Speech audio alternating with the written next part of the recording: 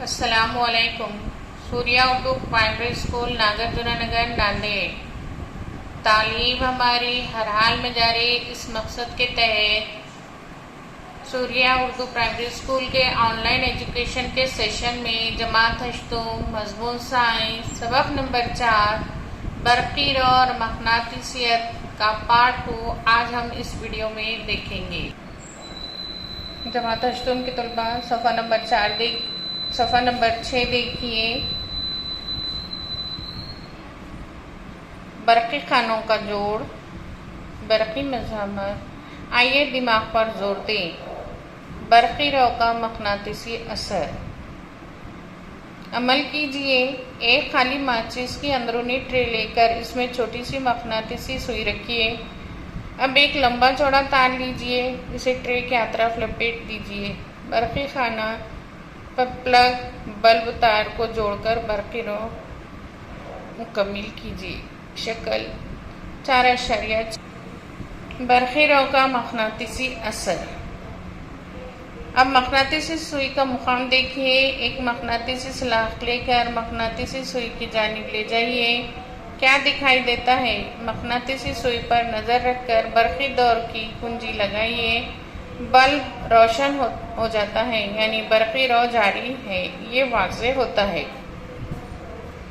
کیا مقناطیسی سوئی سمت تبدیل کرتی ہے؟ اب کنجی نکالیے۔ کیا مقناطیسی سوئی واپس اپنے مقام پر آتی ہے؟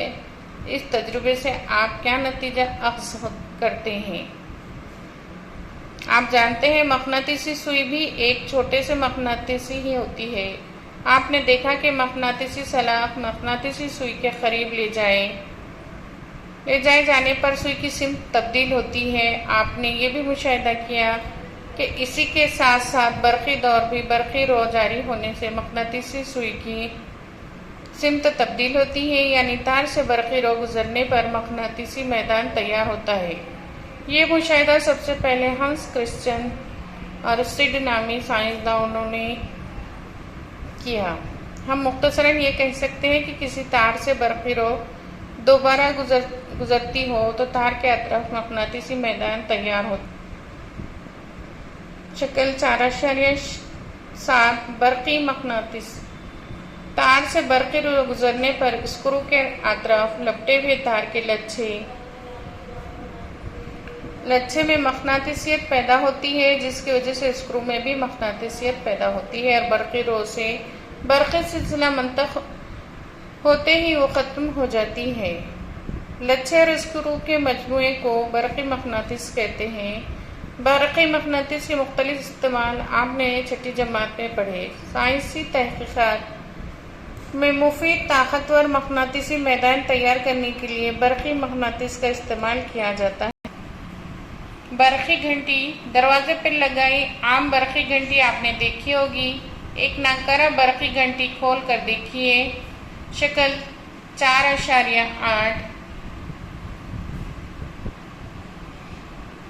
4.8 میں برقی گھنٹی کا بیرونی خول نکالا ہوا ہے۔ آپ اس میں برقی مقناطیس دیکھ سکتے ہیں۔ آئیے دیکھیے گھنٹی کس طرح کام کرتی ہے۔ تانبے کا تار ایک لوہے کی پٹی کے گرد لپٹنے پر یہ لچھا برقی مقناطیس کی طرح کام کرتا ہے۔ ایک لوہے کی پٹی جس پر موگری چھوٹی ہتھوڑی لگی ہوئی ہے، برقی مقناطیس کے قریب رکھا جاتا ہے۔ اس پٹی سے متصل اتصالی اسکرو ہوتا ہے۔ برقی دور شکل 4.8 میں دکھائے گئے طریقے سے جوڑا جاتا ہے۔ اسکرو پٹی کھینچنے پر موگری کٹوری سے ٹکراتی ہے۔ برقی رو گزارنے سے لچھے میں مقناطیسیت پیدا ہوتی ہے اور وہ لوہے کی پٹی کو کشش کرتا ہے، اس لیے گھنٹی پر موگری کے ٹکرانے سے آواز ہوتی ہے، لیکن اس وقت اتصالی اسکرو سے اس کا تعلق ٹوٹ جاتا ہے اور برقی رو میں برقی رو کا بہاؤ رک جاتا ہے۔ ایسی حالت میں برقی مقناطیسیت کی مقناطیسیت ختم ہو جاتی ہے اور لوہے کی پٹی پھر سے اپنے اصلی مقام پر آ جاتی ہے اور اتصالی اسکرو سے چپک جاتی ہے۔